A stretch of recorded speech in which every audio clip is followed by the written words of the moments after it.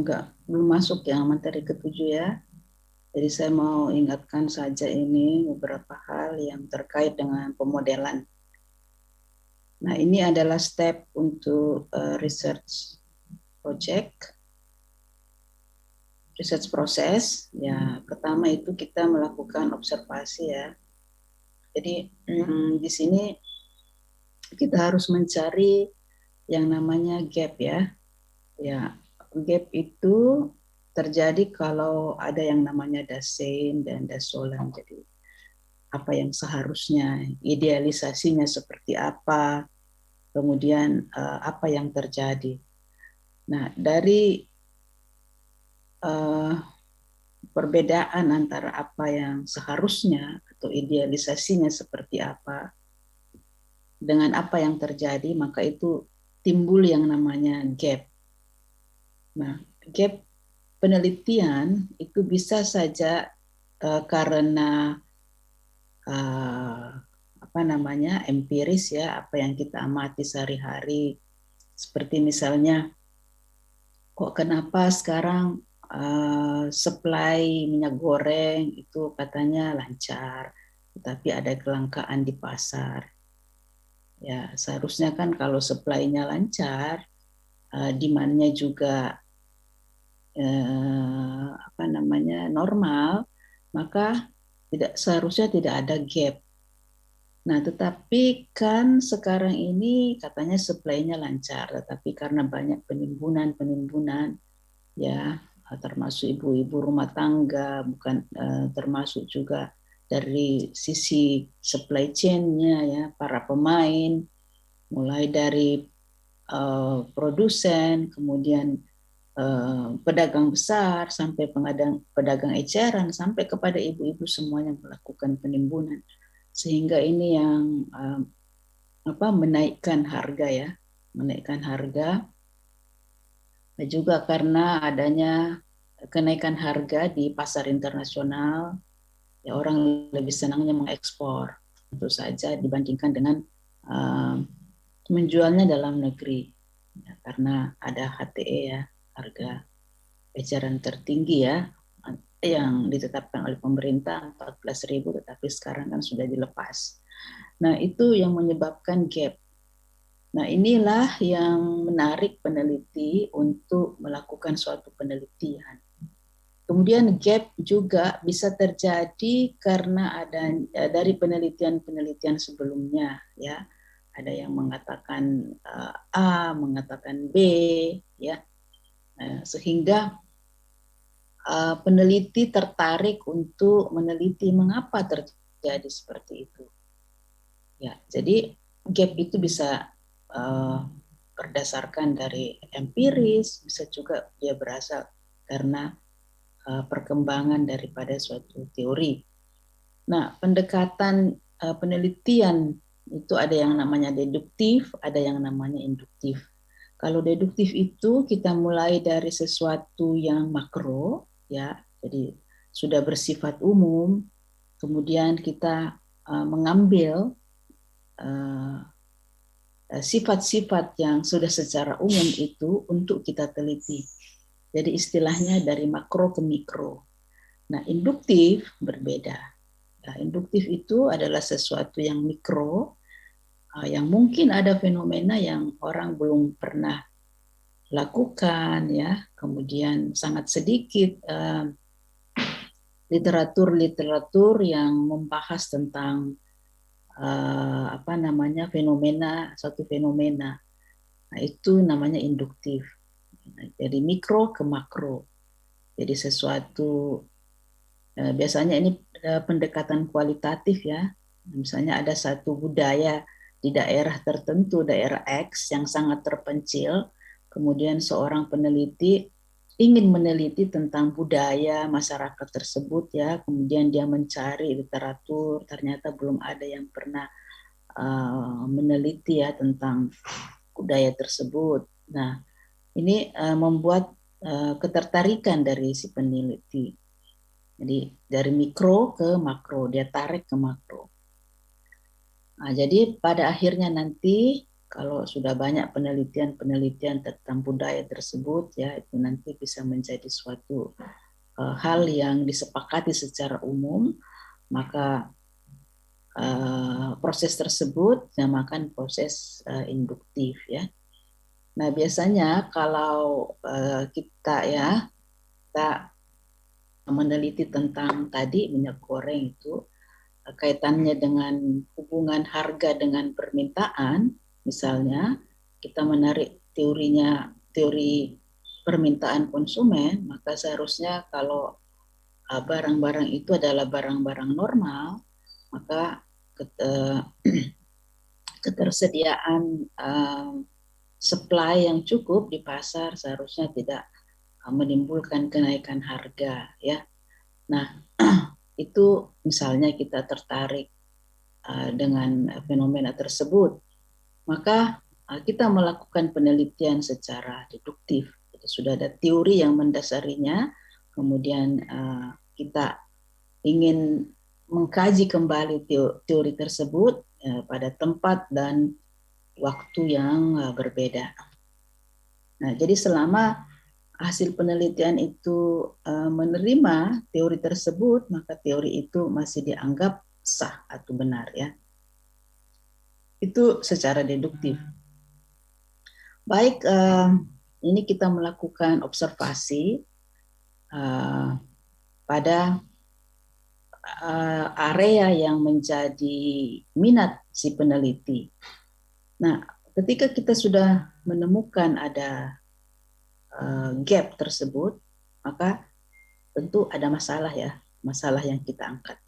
Nah, dari masalah yang kita angkat itu kita melakukan penelitian awal, ya. Penelitian awal dengan melakukan pengumpulan daripada data-data, ya. Kemudian juga bisa kita melakukan interview, ya. Kita bisa melakukan juga literatur survei. Jadi pada tahap yang kedua ini, yaitu tadi kita bisa melakukan pengamatan, melakukan interview, melakukan literatur survei untuk mencari ya apa minat kita tadinya itu ada dasein dan dasolan itu ya kita angkat menjadi suatu tulisan, suatu penelitian. Nah, kemudian kita melakukan pendefinisian masalah. Ya. Kita menentukan masalah penelitian. Setelah itu kita mencari framework ya, kerangka, membuat kerangka teori. Ya.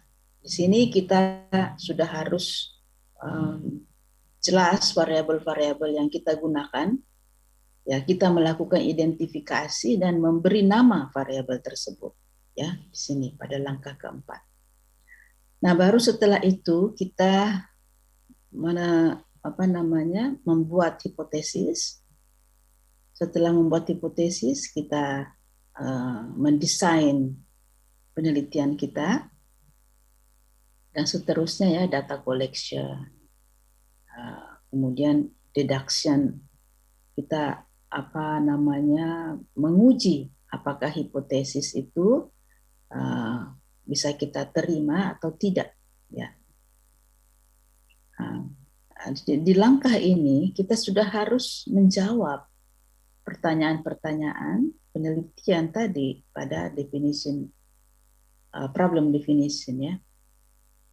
Nah, setelah itu ya baru ini report writing, report presentation, managerial decision making. Nah, ini managerial decision making ini kita bisa memberikan satu saran kepada perusahaan atau pemerintah ya, terserah di mana kita meneliti untuk menjadi kebijakan nantinya sebagai bahan pertimbangan. Nah, ini adalah langkah-langkah dari proses penelitian. Nah, jadi yang pertama ini yang paling penting ya, mendefinisikan persoalan apa yang akan kita angkat. Masalah lainnya itu nanti nanti. Jadi kadang-kadang ada mahasiswa dia sudah membuat modelnya dulu, kemudian dia paksakan orang punya masalah sesuai dengan modelnya. Nah ini yang tidak benar ya. Nah ini yang tidak benar, memaksakan satu model yang menjadi interestnya, kemudian dia mencari di mana ini ada masalah, ada model seperti ini. Sehingga kadang-kadang dia melakukan penelitian, sebenarnya di perusahaan itu tidak ada masalah. Tetapi karena masalah itu dia ada-adakan, dia sudah punya kerangka teori, ya model, sehingga dia membuatlah masalah yang sebenarnya tidak ada. Ya. Jadi ini langkah pertama itu paling penting, mencari gap. Apakah itu berasal dari empiris atau berasal dari penelitian-penelitian terdahulu yang belum mencapai suatu kesepakatan. Ya. Nah, saya akan berbicara mengulang kembali mungkin ya bagaimana membuat theoretical framework, kerangka teori. Ya, jadi kerangka teoritis itu mewakili keyakinan Anda tentang bagaimana fenomena tertentu. Jadi fenomena, apakah fenomena itu kan bisa nantinya berupa variabel atau suatu konsep atau suatu konstruk yang terkait satu sama lain. Jadi ketika kita berbicara variabel, konsep, konstruk yang terkait satu sama lain, maka kita berbicara model. Ya, kita berbicara model. Nah, dalam kerangka teoritis ini juga itu harus ada penjelasan mengapa Anda percaya bahwa variabel-variabel ini terkait satu sama lain. Teori ya. Nah, seperti tadi saya jelaskan bagaimana teori permintaan ya itu keterkaitan antara harga dengan permintaan konsumen. Itu kan ada teorinya ya. Nah, teorinya itu kan mengatakan kalau harga naik, maka permintaan turun. Ya, harga turun, permintaan naik. Ya, sekarang kita lihat bagaimana harga minyak goreng itu naik. Nah, ibu-ibunya sekarang yang tidak mau beli. Dulunya dia antri, ya, karena pemerintah menetapkan harga 14.000 itu dan masih berlaku di beberapa toko, maka dia mencari ya. Ketika harga ecerannya itu dilepas, tidak ada lagi 14.000, maka produsen beramai-ramai menaikkan harga sampai dengan 2 kali lipatnya. Ya. Nah, sekarang ibu-ibunya yang ngumpet. Ya. Jadi itu keterkaitan antara harga dan permintaan. Jadi si penulis sudah mempunyai suatu gap, kemudian dia mencari mengapa harga dan permintaan ini saling terkait. Kemudian dia mencari teori yang berkaitan dengan tersebut yang menjelaskan hubungan antara harga dan variabel tadi, ya.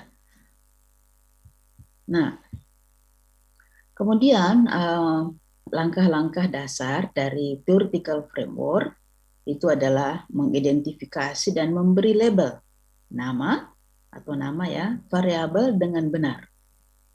Nah, kemudian setelah itu menyatakan hubungan di antara variabel dan merumuskan hipotesis. Ya, jelaskan bagaimana atau mengapa Anda mengharapkan adanya hubungan ini. Kita harus jelaskan itu mengapa. Nah, mengapa ada hubungan ini? Nah, tentu dari literatur review, mencari buku-buku, jurnal-jurnal, ya.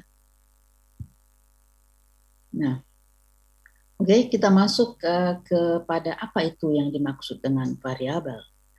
Variabel adalah suatu konsep atau konstruk yang bervariasi atau berubah dalam nilai. Ya. Jadi dalam satu persamaan itu dia berubah-ubah. Ya, misalnya kita persamaan regresi linear sederhana ya, Y sama dengan A plus BX ya. di mana A itu adalah konstanta dan B-nya itu adalah parameter, kemudian Y-nya itu adalah variabel dan X-nya juga adalah variabel, ya.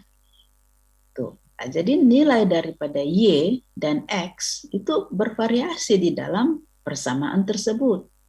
Ya, misalnya ya kita mau melihat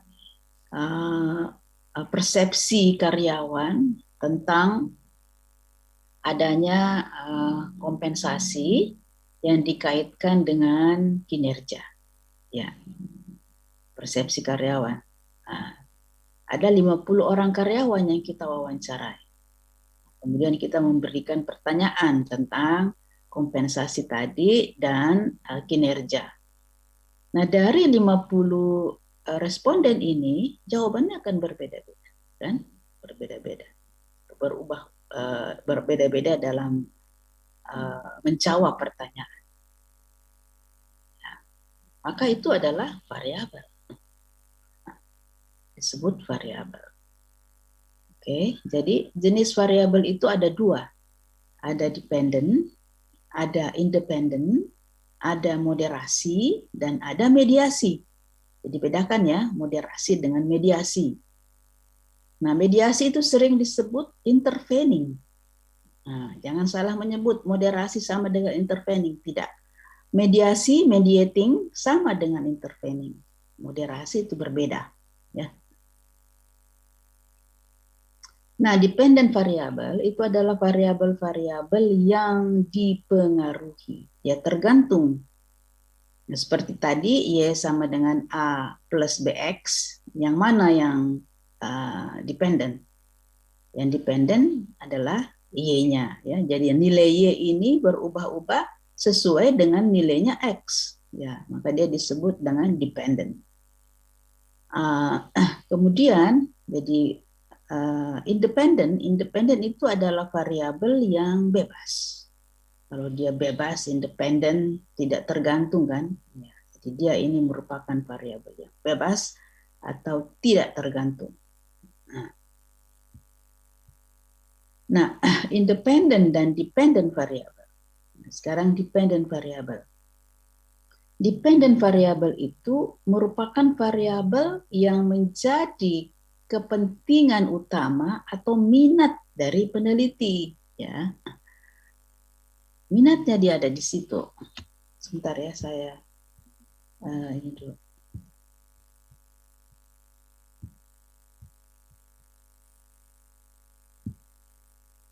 Bentar.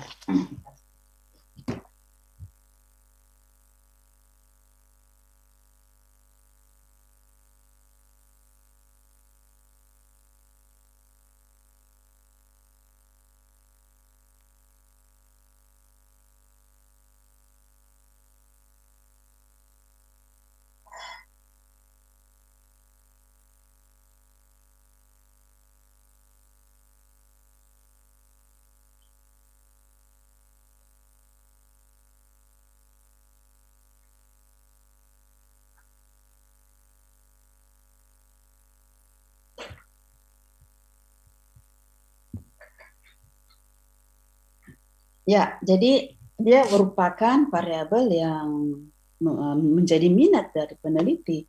Jadi seperti tadi kompensasi, mana yang dependen, mana yang independen.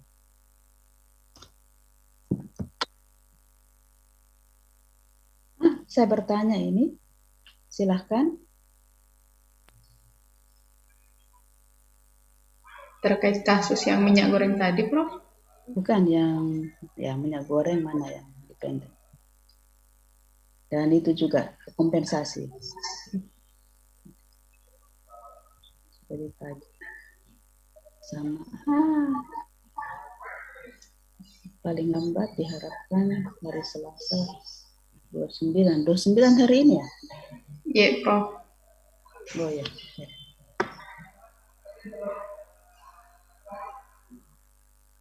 Ya. Sudah ditagih pekerjaan di LP2M. Ya, silahkan. Mana yang harga dengan permintaan? Mana yang dependen, mana yang independen? Dan kemudian yang kompensasi tadi dengan kinerja. Eh, mohon izin Prof. Ya. Kalau saya melihat Prof ini masih belajar ini saya. Jadi untuk kalau dari sisi kasus minyak goreng tadi, Mhm. eh, harga bisa menjadi dependent variable. Hmm? Bisa bisa dua-duanya sih Prof ya, Nah, karena teorinya bagaimana? Nah, iya sih teorinya atas teori ya permintaan. harga ya teori permintaan itu ketika harga naik maka permintaan turun begitu ya Prof. Dari mana yang independen? Mana yang dependen? Independennya independennya itu harga, dependennya itu permintaan. Apa seperti itu Prof? Harga adalah Independen, independen. Ya. Dan kemudian permintaan permintaan dependen. dependen. Ya. Ya. Iya Prof. Ya. Biasa kan kalau kita teori permintaan Q sama dengan A plus P ya, di mana Q-nya itu adalah kuantitas yang diminta oleh konsumen, sementara P-nya itu adalah harga. Berarti harga ini adalah variabel yang independen, ya, dia mempengaruhi permintaan daripada konsumen. Jadi harga, kemudian kalau kompensasi tadi dibanding dengan kinerja, nah, teorinya gimana? Kan kita udah punya ini, kita sudah punya ada gap ya, ada minat si penelitinya. Oh, saya mau meneliti ini. Oh, mengapa ya fenomena ini terjadi? Kemudian dia mencari teori, kemudian gimana? Uh, logikanya saja deh kompensasi dengan kinerja. Ya. Biasanya kompensasi itu variabel independen, Prof. Ya. Dan kinerja adalah variabel dependen. Ya. Jadi ketika ini kompensasi itu ditingkatkan, ya, menurut teori, ya, seharusnya kinerja itu juga naik ya. Nah, berarti dia berhubungan positif. Sementara tadi kalau harga dia berhubungan negatif. Kalau harga naik, maka permintaan turun. Maka permintaan akan turun. Ya, jadi itu adalah seperti tadi saya kembali ke sini. Nah, ya, tidak ya memberi label nama variabel dengan benar. Kemudian kita merumuskan hipotesis. Kemudian kita harus menjelaskan mengapa Anda mengharapkan adanya hubungan ini. Jadi mengapa kita mengharapkan adanya hubungan ini, itu berangkat dari membaca buku-buku, kemudian kita mencari literatur-literatur yang berkaitan dengan ini tadi variabel yang menjadi minat kita, ya. Jadi kita berselancar, bukan ketemu modelnya dulu baru membuat masalah. Ini yang salah ya. Udah ada model, misalnya, aduh, saya mau ini deh, ada punya tesis yang dari perpustakaan, kemudian ini modelnya bagus, baru saya di mana cari model seperti ini ya? Nah, bagaimana saya mencari masalah ini? Nah, itu namanya mencari-cari masalah karena sudah punya modelnya, ya, baru mencari-cari masalah. Padahal sebenarnya yang bagus itu pertama adalah kita mengamati suatu fenomena. Kemudian, oh ada gap ini, mengapa seperti ini? Mengapa kok sudah ada remunerasinya, ada bonusnya, ya, udah dikasih fasilitas mobil, kok kinerjanya menurun ya? Seharusnya naik kan? Nah, itu kan awalnya kita melihat, oh ini ada ada gap. Nah, ada sein dan ada solan tadi.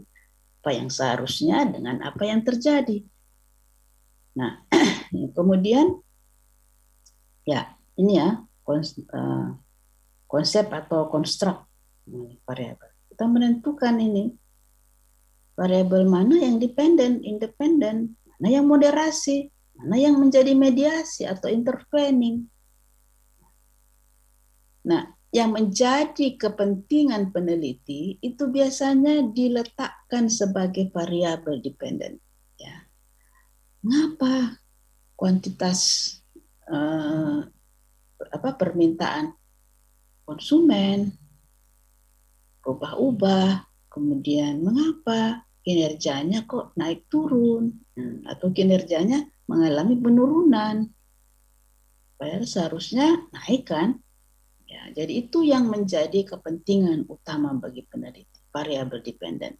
Nah, biasanya dalam model itu dia diletakkan di belakang dalam model ya. Jadi kalau ada gambar,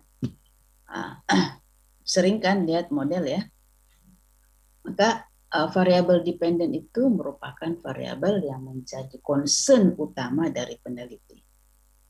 Kemudian variabel independen, ya.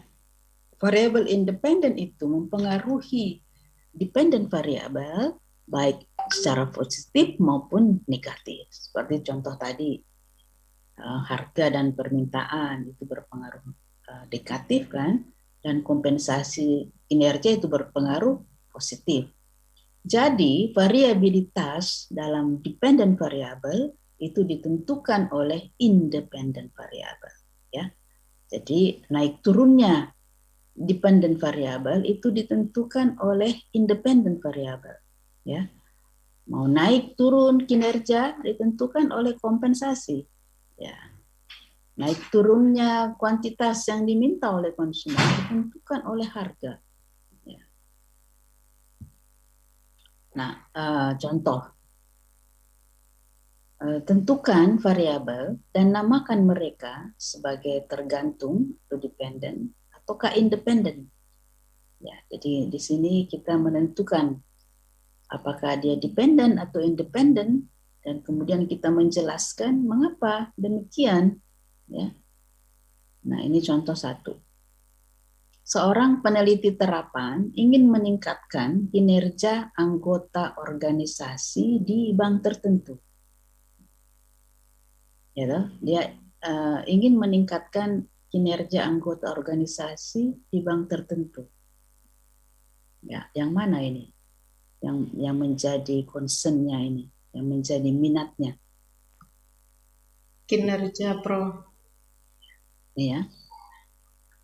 Betul, variabel dependen adalah kinerja organisasi karena merupakan variabel utama yang menjadi minat bagi peneliti tadi. Nah, yang ingin meningkatkan komitmen anggota organisasi pada bank tadi, ya. Nah, atau contoh 2. Seorang manajer pemasaran bertanya-tanya, mengapa strategi iklan baru-baru ini tidak berhasil? Apa yang akan menjadi variabel dependen di sini? Nah, jawabannya ini variabel dependen adalah strategi iklan. Karena manajer pemasaran tertarik untuk mengetahui mengapa strategi iklan ya bukan iklan baru-baru ini yang diluncurkan tidak berhasil. Itu yang menjadi minatnya. Ya, strategi iklan berarti dia yang menjadi variabel dependen. Nah, contoh 3 ini. Suatu studi penelitian menunjukkan bahwa pengembangan produk baru yang sukses memiliki pengaruh pada harga pasar saham perusahaan. Artinya, semakin sukses produk baru tersebut, semakin tinggi harga pasar saham perusahaan. Mana yang dependen, mana yang independen? Harga pasar ya. Harga pasar saham perusahaan. Ya, itu Dependen. Jadi itu yang menjadi minat peneliti, ya dia mau tahu harga pasar saham perusahaan. Jadi ini yang menjadi variabel dependen. Ya, kemudian di independennya produk baru. Pengembangan Produk baru. ya, Pengembangan produk baru. suksesan produk baru. Jadi semakin sukses suatu produk baru, maka harga pasar sahamnya mengalami peningkatan. Jadi variabel independen adalah keberhasilan produk baru, ini produk sukses, kemudian dependen adalah harga pasar saham. Jadi paham ya mana yang menjadi independen, mana yang menjadi dependen. Nah, contoh 4.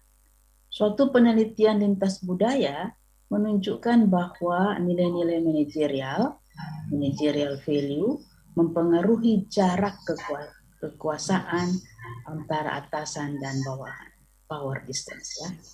Jadi power distance ini variabel ini pernah dipopulerkan oleh Hofstede, seorang Belanda ya. Dia meneliti tentang jarak adanya jarak antara bawahan dan atasan ya. Nah, jadi yang menjadi dependennya adalah jarak kekuasaan, power distance. Kemudian independent variabelnya adalah nilai-nilai manajerial ya. Jadi kalau nilai-nilai manajerialnya itu rendah, maka power distance-nya juga menjadi semakin tinggi ya.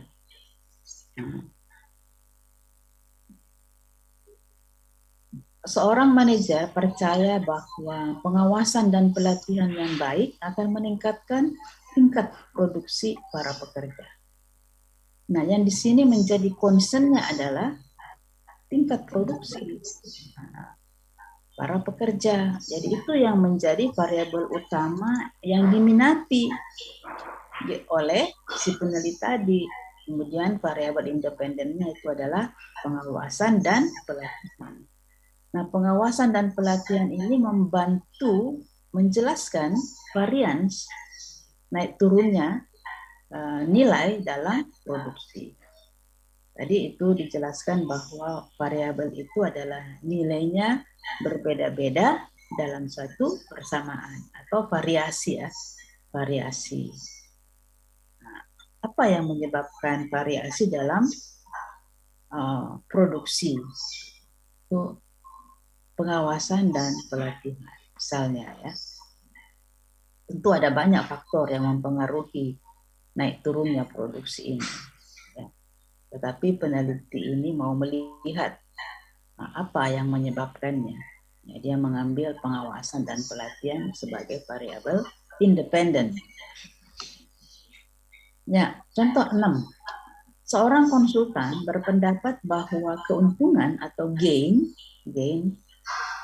ini keuntungan ya, perbedaan antara harga beli dan harga jual dari saham, itu namanya gain, akan diperoleh dengan membeli dan menjual saham pada waktu yang tepat di lingkungan keuangan di mana saham tidak stabil.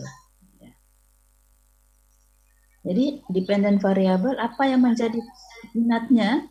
Ya ini dia mau melihat keuntungan, gain, capital gain. Jadi ini adalah variabel minat utama dari peneliti. Sementara independent variabel itu adalah membeli pada waktu yang tepat dan menjual pada waktu yang tepat. Ya, yang ini yang menjelaskan variasi dalam keuntungan ya. Ya tentu saja kalau misalnya mau dapat gain yang tinggi, jual sahamnya pada saat harga saham itu naik, ya kan? Nah, Ya, Prof. cepat jual kalau ada kecenderungan sahamnya itu menurun, ya. Ya. Nah, contoh 7 lagi. Telah ditemukan bahwa ada hubungan antara ketersediaan manual prosedur yang dapat diakses oleh karyawan manufaktur, dan produk yang ditolak atau reject. Ya. Jadi mana yang menjadi concern si peneliti? Mana yang menjadi minatnya? Nah, Produk yang ditolak. produk yang ditolak. Ya.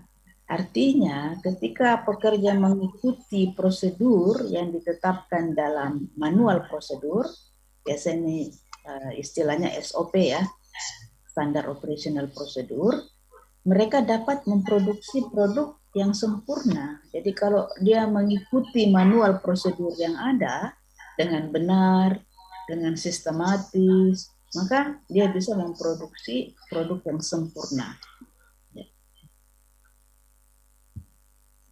Ya, jadi variabel dependennya apa? Ya, jumlah penolakan dari produk yang sempurna tadi ya, number of reject. Nah, dia itu tadi dikatakan harus menamai variabel itu dengan benar.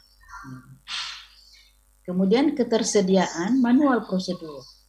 Nah, ini. Jadi ini yang menjadi independen dan ini menjadi dependen. Jadi ketersediaan manual prosedur ya itu bisa mempengaruhi jumlah produk yang ditolak ya.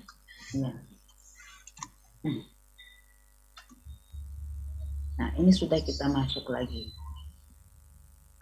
Meskipun ada ketersediaan manual prosedur, tetapi kalau tidak semua karyawan itu mengikuti manual tersebut, manual prosedur tersebut, ya. Maka gimana? Itu hubungan ini bisa benar, availability of reference manual dengan jumlah yang di reject, kalau karyawan itu menggunakan ya manual prosedur tadi, ya. Tetapi kan tidak semuanya karyawan itu menggunakan manual prosedur. Nah, tergantung bagaimana interestnya dan kecenderungan dari para pekerja. Nah, itu logikanya begitu ya. Tidak semua, meskipun tersedia, tapi kan tidak semuanya. Ini ya, tidak semuanya bisa dia merasa penting untuk melihat atau memperhatikan manual prosedur tadi.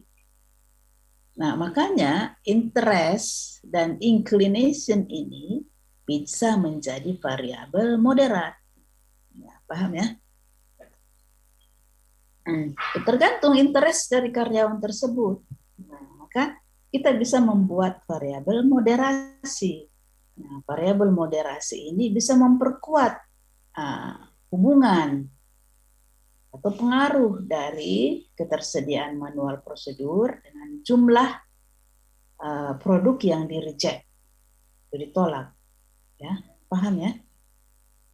Logikanya ya. Nah, jadi sekarang kita masuk ke variabel yang ketiga, yaitu moderasi.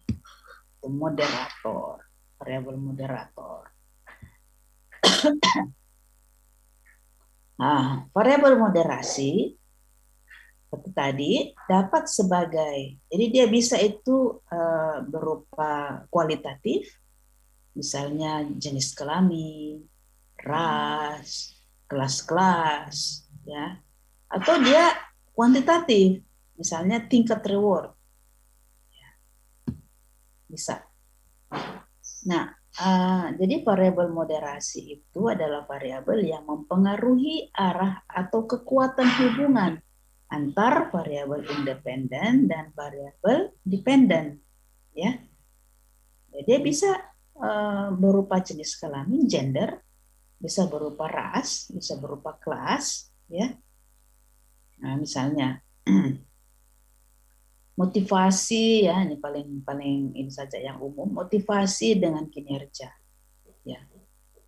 Itu semakin tinggi motivasi seorang karyawan, maka semakin tinggi kinerjanya. Oke? Ya.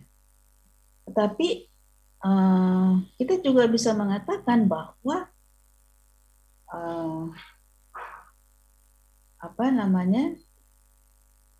laki-laki dan perempuan itu berbeda dalam hal motivasi, ya.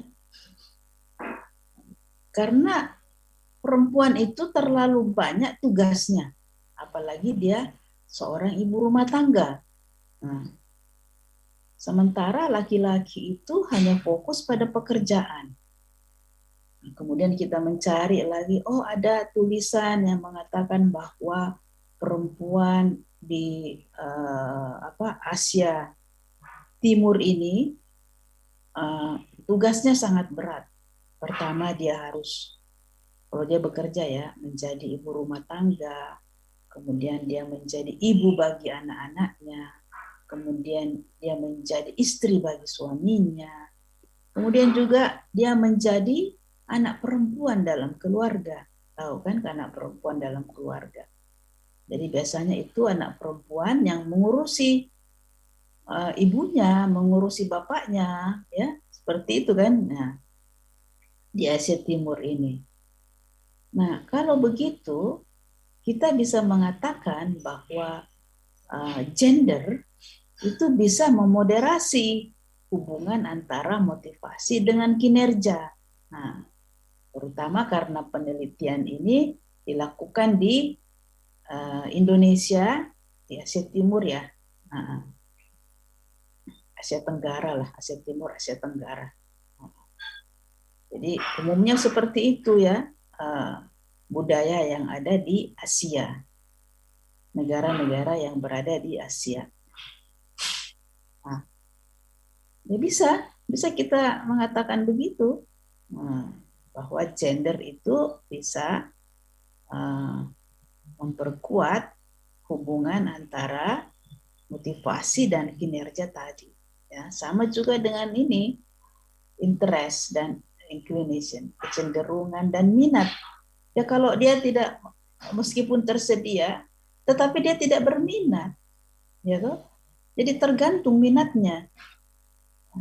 Jadi di sini kita interest dan inclination ini bisa kita jadikan sebagai variabel moderasi. Jadi dia bisa mempengaruhi kekuatan hubungan antar variabel, ya. Jadi ini semakin memperkaya kita punya penelitian.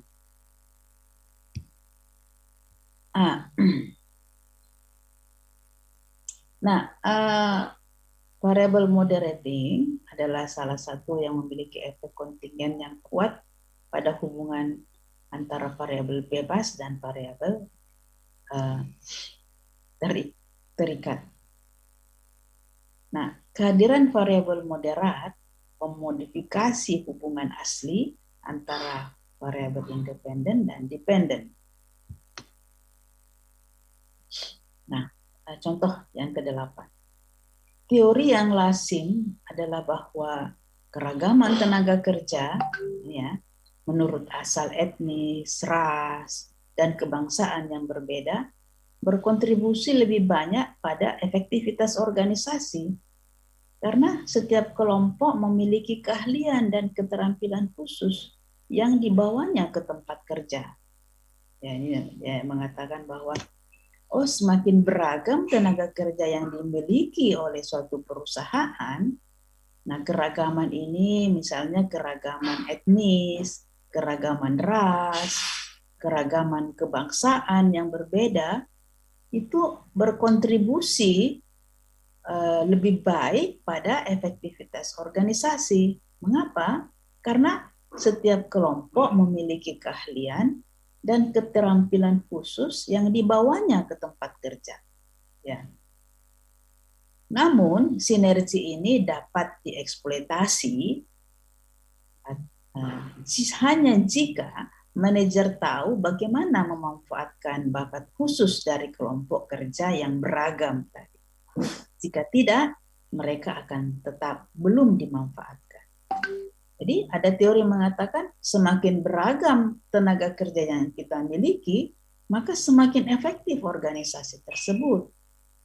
Tetapi keberagaman ini tidak bisa dimanfaatkan ya jika manajer itu tidak tahu bagaimana memanfaatkan bakat khusus yang dimiliki oleh keberagaman tenaga kerja ya. Paham ya di sini ya maksudnya ya. Paham ya? Jadi kalau mau bertanya silakan aja bertanya langsung ya kalau tidak paham. Nah, kemudian kita membuat modelnya. Nah, workforce namai variabelnya. Workforce diversity, keberagaman tenaga kerja, ya. Kemudian keefektifan organisasi menjadi dependent variable. Ini yang menjadi minat dari peneliti. Kemudian managerial expertise menjadi moderating variable. Jadi keahlian manajerial ya. Jadi ini bisa memperkuat hubungan antara workforce diversity dengan keefektifan organisasi ya. Paham ya? Ya, ini salah satu contoh lagi mengenai moderating variable. Ya. Jadi perbedaan antar variabel. Sebuah studi penelitian menunjukkan bahwa semakin baik kualitas program pelatihan dalam suatu organisasi, semakin besar kebutuhan bertumbuh bagi karyawan.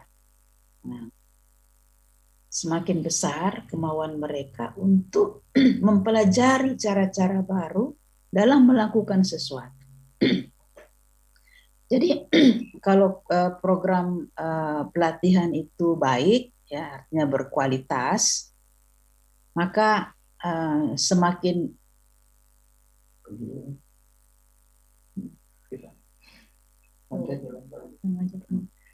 besar juga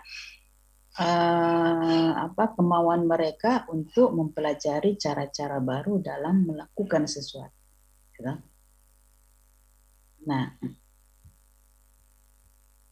jadi variabel dependen itu adalah kesediaan karyawan untuk belajar. Variabel independennya adalah program pelatihan dan pertumbuhan. Ya, kalau kita lihat di sini, ya nih, training program growth needs, kemudian willingness to learn. Jadi semakin ini yang menjadi variabel independen, willingness to learn, keinginan untuk belajar itu adalah variabel dependennya. Nah, situasi 2. Suatu penelitian lain menunjukkan bahwa kesediaan karyawan untuk mempelajari cara-cara baru dalam melakukan sesuatu tidak dipengaruhi oleh kualitas program pelatihan yang ditawarkan oleh organisasi kepada semua orang tanpa pengecualian. Hanya mereka yang memiliki kebutuhan bertumbuh yang tinggi yang tampaknya memiliki keinginan untuk belajar melakukan hal-hal baru melalui pelatihan khusus. Jadi ya meskipun program pelatihannya itu baik, berkualitas, tetapi hanya mereka, tidak semua ya tidak semua karyawan itu memiliki keinginan untuk belajar hal-hal baru melalui pelatihan khusus tadi. Nah, sama juga dengan manual prosedur ya, ketersediaan manual prosedur dengan minat daripada karyawan. Ya. Nah, kalau begitu, variabel tergantungnya itu adalah kesediaan karyawan untuk belajar, willingness to learn, kemudian kualitas dari program pelatihan itu sebagai variabel independen, kemudian moderasi itu keinginan kuat untuk berkembang. Jadi hanya mereka yang mempunyai keinginan kuat untuk berkembang, menunjukkan kemauan dan adaptasi yang lebih baik untuk belajar melakukan hal-hal baru ketika program pelatihan yang berkualitas dilaksanakan. Jadi dia bisa menjadi moderasi. Nah, ini variabel dependennya adalah kesediaan, willingness to learn, kemudian independen adalah kualitas program pelatihan, kemudian variabel moderat adalah pertumbuhan yang membutuhkan kekuatan, jadi hanya mereka yang memiliki kebutuhan pertumbuhan tinggi menunjukkan kemampuan dan kemauan beradaptasi yang lebih besar untuk belajar melakukan hal-hal baru ketika kualitas pelatihan ditingkatkan. Nah, jadi ini adalah variabel moderasinya, effect for those high in growth needs, effect for those who low in growth needs, ya. Jadi ini bisa menjadi variabel moderasi. Nah, baik, kita sudah membahas 3 variabel. Sekarang kita masuk ke variabel yang keempat, yaitu intervening variable. Jadi dengan selesainya materi ini nantinya saya berharap bahwa sudah bisa membedakan mana yang variabel independen, mana variabel dependen, mana variabel moderating, mana variabel intervening, ya. Ya. Jadi variabel intervening adalah variabel yang terjadi antara variabel dependen dan independen. Hal ini disebabkan oleh variabel independen. Dan variabel intervening itu sendiri merupakan penyebab dari variabel dependen. Ya, dia juga menjadi penyebab dari variabel dependen. Dan diakibatkan oleh variabel independen. Ya. Tidak dapat diamati secara langsung, tetapi yang menghubungkan variabel independen dan dependen. Nah, kembali ke contoh yang ke-9, ke-8 maksud saya. Dalam contoh 8 diperlihatkan bahwa teori yang sudah lazim digunakan adalah bahwa keberagaman tenaga kerja menurut etnis, ras, dan kebangsaan yang berbeda berkontribusi lebih banyak atau lebih baik pada keefektifan organisasi. Karena setiap kelompok yang membawanya ke tempat kerja memiliki keahlian dan keterampilan khusus. Ya. Namun, sinergi ini dapat dieksploitasi hanya jika manajer tahu bagaimana memanfaatkan bakat khusus dari kelompok kerja yang beragam. Jika tidak, mereka akan tetap belum dimanfaatkan. Ya, ini contoh 8 tadi. Oke. Ya, kita bisa mengatakan bahwa dependen itu tetap ya efektivitas organisasi, independen keragaman tenaga kerja, variabel intervening yang muncul sebagai fungsi dari keberagaman dalam angkatan kerja adalah sinergi kreatif.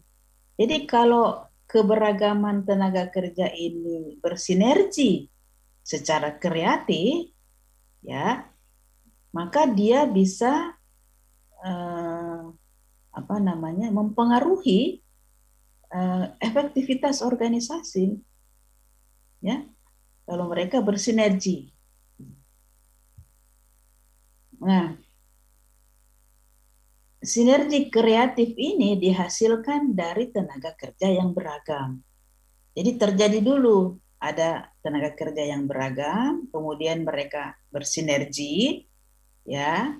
Kemudian setelah itu menjadi efektif organisasinya. Nah, kita perhatikan ya bahwa sinergi kreatif variabel intervening muncul pada waktu T2 sebagai fungsi keberagaman tenaga kerja yang ada pada T1 time 1 untuk mewujudkan efektivitas organisasi dalam waktu T3. Dinamika hubungan ini kita ilustrasikan pada gambar selanjutnya ya. Nah, workforce diversity dengan mereka membentuk sinergi yang kreatif bisa mempengaruhi keefektifan organisasi. Jadi paham ya mengenai perbedaan tadi antara moderating dengan intervening ini ya. Jadi T1, T2, dan T3. Jadi ini dulu ada, kemudian memunculkan ini kreatif sinergi, kemudian setelah itu organisasi menjadi efektif. Nah, kita bisa membuat model. Jadi tidak usah ragu untuk membuat model-model ya. Yang penting ada logika berpikirnya jalan, ada teori yang mendukung ya, kemudian ada penelitian terdahulu yang memperkuat, maka kamu bisa berkreasi model apa saja ya. Tetapi itu tadi ya, ada fenomena, kemudian ada dukungan teori, ada dukungan penelitian terdahulu, ada pasti dukungan logika berpikir awalnya ya. Dan harus dijelaskan oleh peneliti. Ya. Jadi workforce diversity, kreatif sinergi ini bisa muncul kalau manajer tahu bagaimana memanfaatkan keberagaman tenaga kerjanya. Ya, saja model. Jadi ada moderating variabel, ada intervening variabel, ada dependent variabel, independent variabel.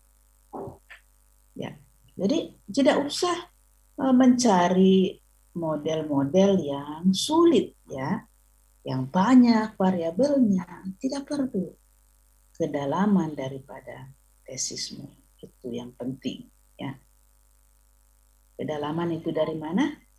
Diperoleh ya dari survei literatur, cari jurnal, cari teori ya. Ya, paham ya? Mohon izin Prof, boleh bertanya? Ya, silahkan. Ya Prof, terima kasih banyak Prof. Terkait yang moderating variabel dan intervening ini Prof, sejauh ini saya memahami bahwa intervening ini ada sebenarnya merupakan bagian dari independent variable. Ya, dia diakibatkan oleh independent variable. Oke. Ya. Kemudian dia mengakibatkan variabel dependent ya. Ya, ya Prof. Kemudian ini Prof, kerangka seperti ini apakah selalu variabel moderating ini muncul duluan begitu? Setelah itu baru intervening variabel. Artinya arahnya ini dari ya. Tidak. Jadi dia bisa muncul di mana saja. Dia bisa muncul di sini, ya. Bisa di mana saja. Nah, jadi nanti lihat ya, nanti Ibu kasih masih ada lagi contoh-contoh yang lain ya. Jadi dia bisa menjadi variabel intervening, dia bisa menjadi variabel independen, ya. Dia bisa menjadi variabel dependen. Itu tergantung dari peneliti ya. Kemudian tentu didukung selalu dengan jurnal-jurnal dan teori ya. Dan logika berpikir. Itu yang penting.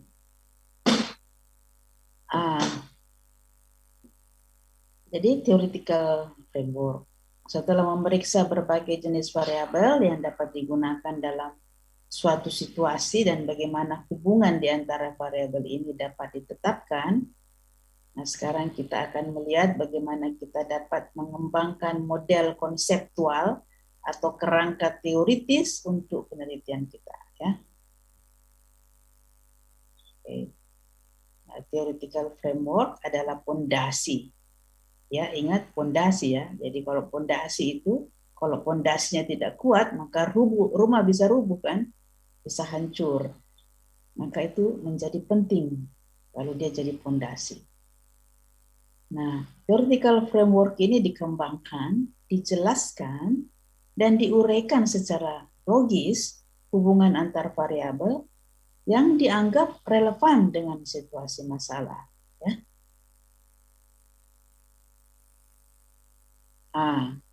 Nah, the komponen dari theoretical framework, variabel yang dianggap relevan dengan penelitian harus didefinisikan dengan jelas. Model konseptual yang menggambarkan hubungan antara variabel dalam model harus diberikan modelnya. Penjelasan yang jelas tentang mengapa kita mengharapkan hubungan ini ada. Ya, makanya kalau baca-baca jurnal itu ya enak dibaca ya.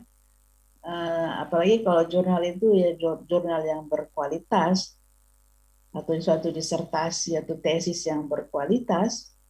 Kalau kita tertarik untuk terus membacanya, ya, karena ada kesinambungan antar paragraf. Coba kalau kita copy paste, punya orang copy paste itu akan kelihatan apa namanya sangat membosankan karena terputus-putus ya. Ini lari ke situ A, sebentar larinya B, sebentar larinya C, sebentar dia katakan D, kembali lagi ke A, nggak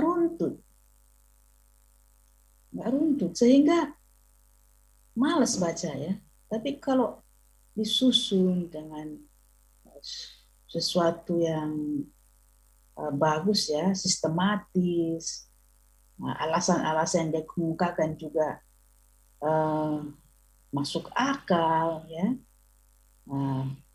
Model yang dia gambarkan juga model konseptualnya itu terkait dan dijelaskan mengapa hubungan ini ada, menjadi enak.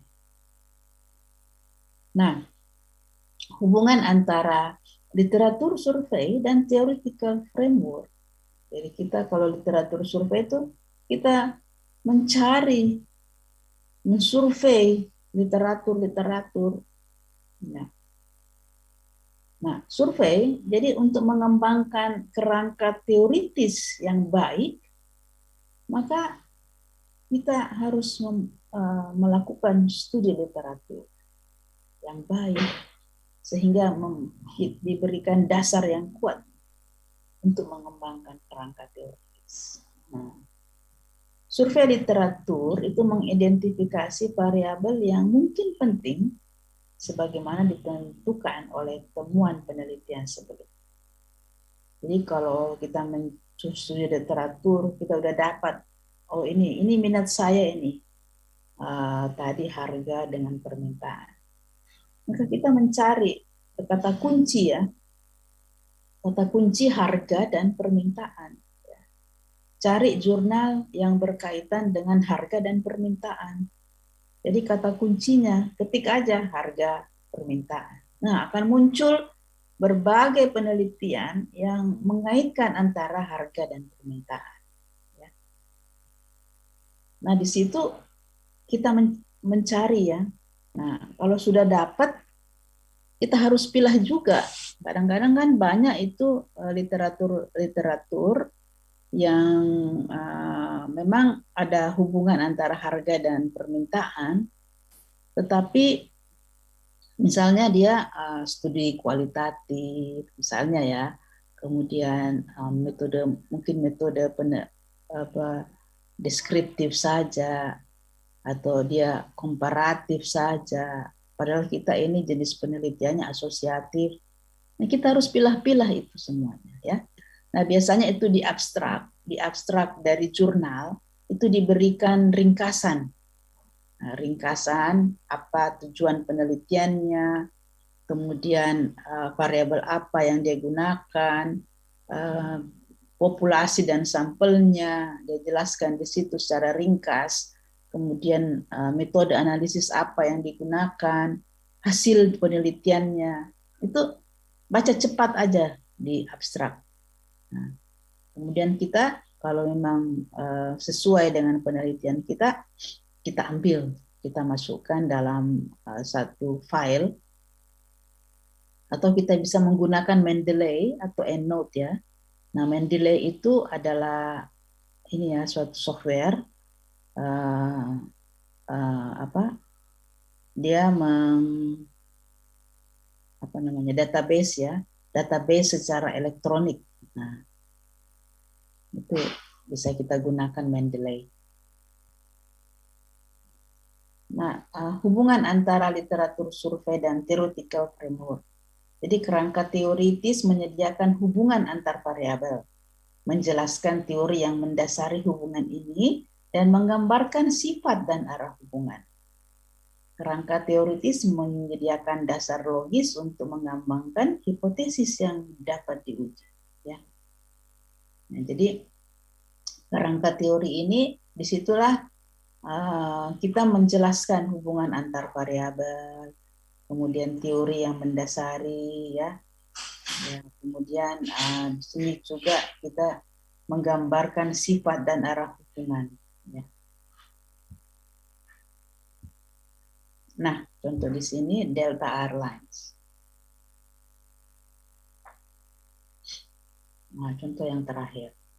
Menurut laporan, Delta Airlines menghadapi tuduhan pelanggaran keselamatan udara ketika ada beberapa tabrakan terjadi di landasan dan satu kecelakaan yang mengakibatkan 137 kematian pada tahun 1987.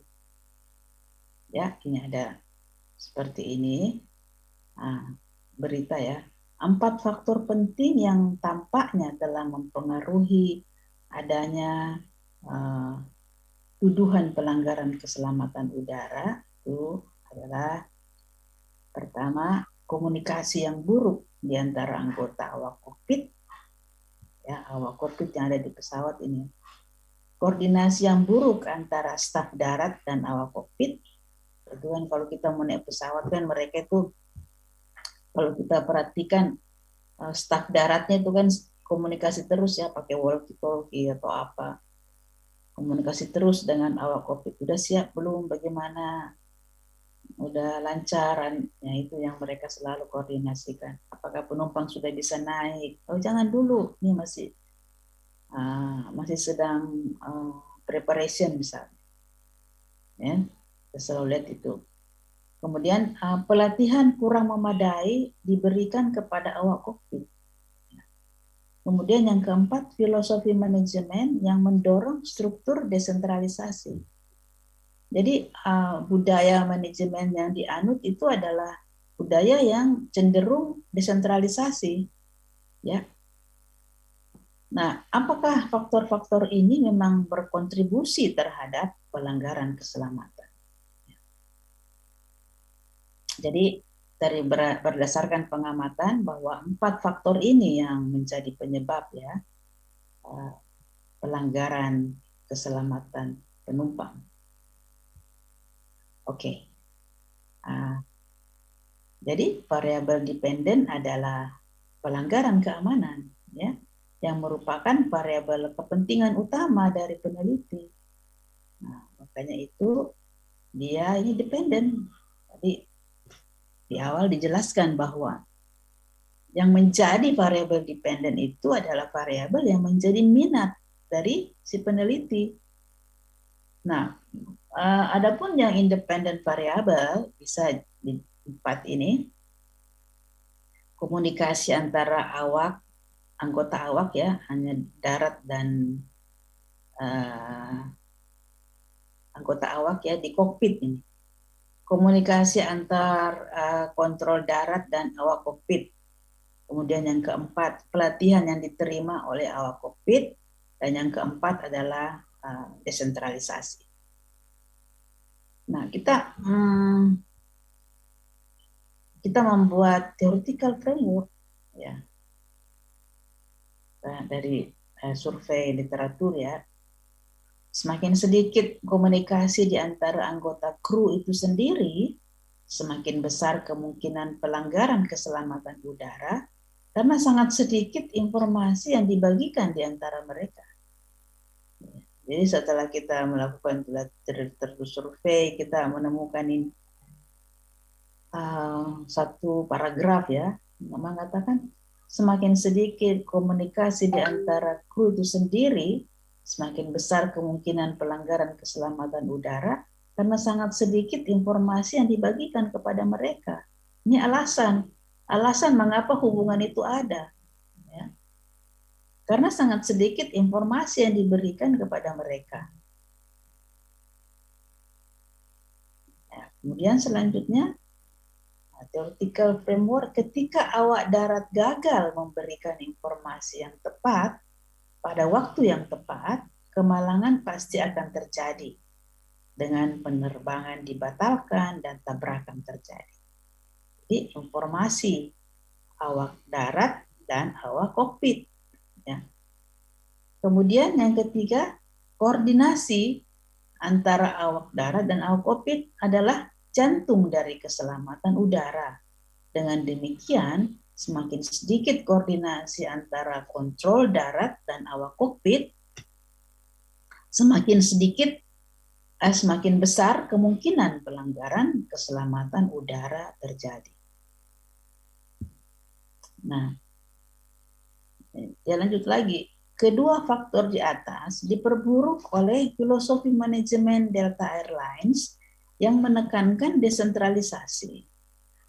Koordinasi dan kontrol terpusat sangat penting. Jadi alasannya ya. Jadi sentralisasi itu sangat penting ketika terjadi peningkatan penerbangan secara keseluruhan di udara, di mana semua maskapai penerbangan mengoperasikan lebih banyak penerbangan. Jadi koordinasi dan sentralisasi itu penting ketika terjadi jam-jam sibuk ya, di mana semua penerbangan yang ada di bandara tersebut semakin meningkat, ya, semakin meningkat juga pengoperasian pesawatnya.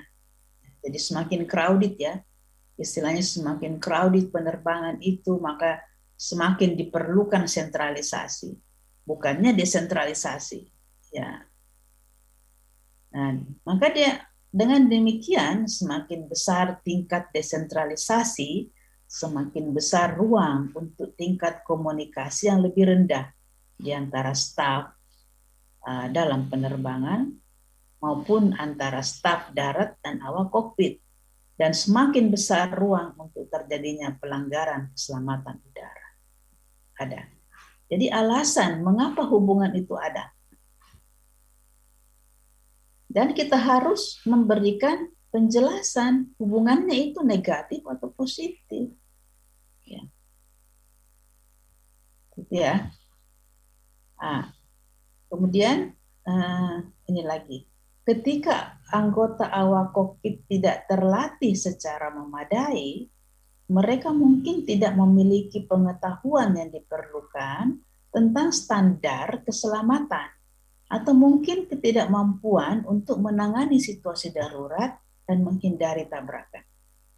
Jadi ada lagi, kalau pelatihannya itu tidak berkualitas, maka ada kemungkinan dia tidak memiliki pengetahuan yang cukup atau yang memadai. Kemudian juga mereka tidak mampu untuk menangani situasi darurat. Situasi darurat ketika jumlah penerbangan yang ada di bandara itu mengalami peningkatan. Karena kan di bandara itu bukan hanya Delta Airlines yang mengoperasikan pesawat. Tentu ada American Airlines, seperti kita di sini ada Garuda, ada Citylink, ada Lion, ada Batik, ya. Jadi kalau semuanya meningkatkan penerbangannya, maka akan crowded ya. Di bandara itu akan crowded. Jadi ini harus bukannya desentralisasi, tetapi harus strukturnya sentralisasi. Jadi komunikasi yang terpusat.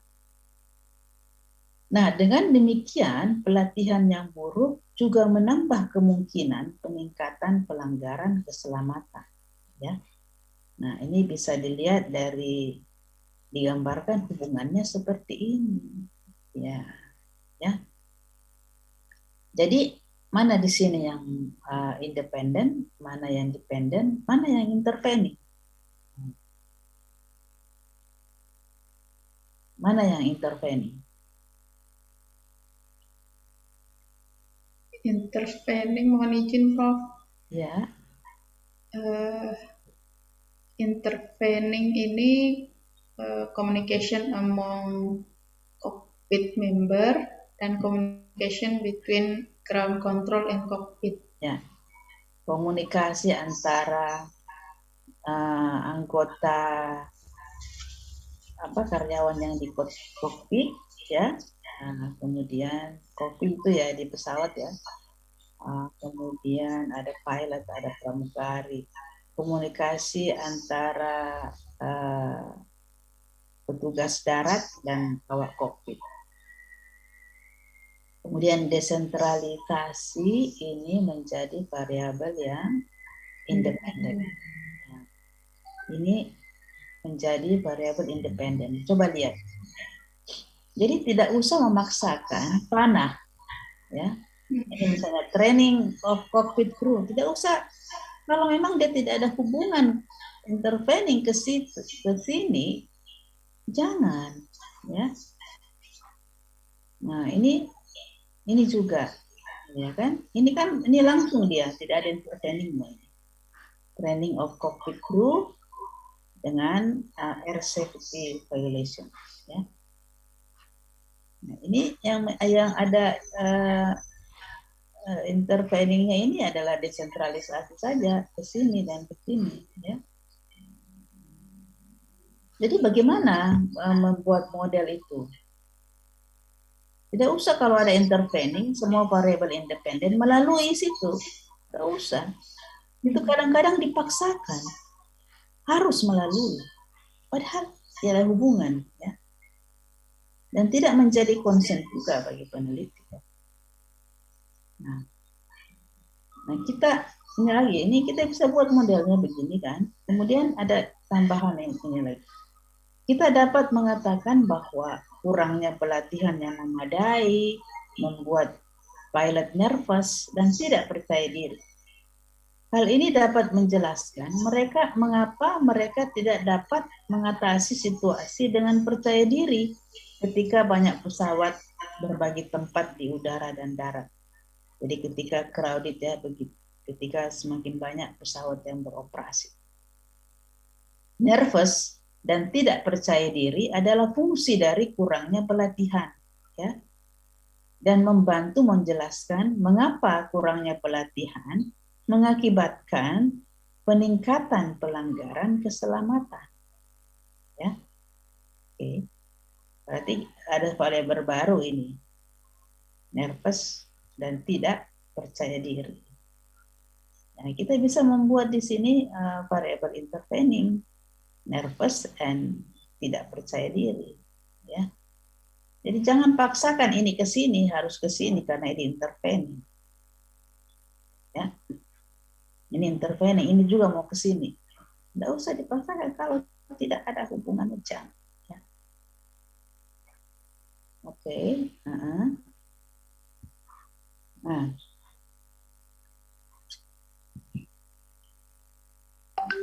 Pelatihan yang buruk sebagai moderating variable.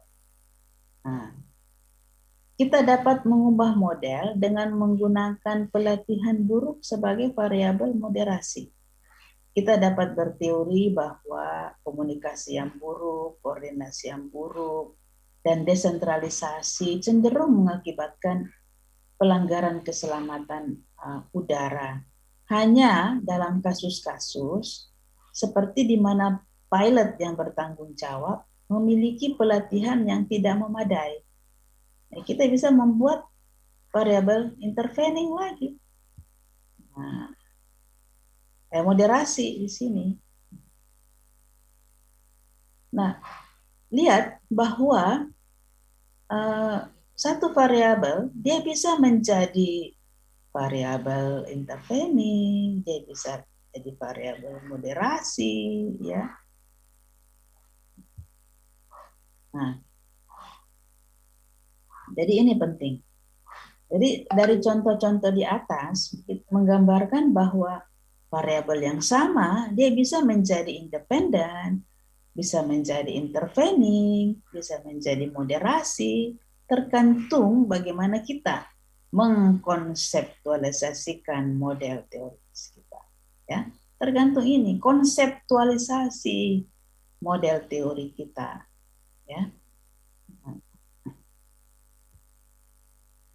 nah, paham ya? Nah, sudah selesai saya punya PowerPoint habis. Ya. Ada pertanyaan lagi?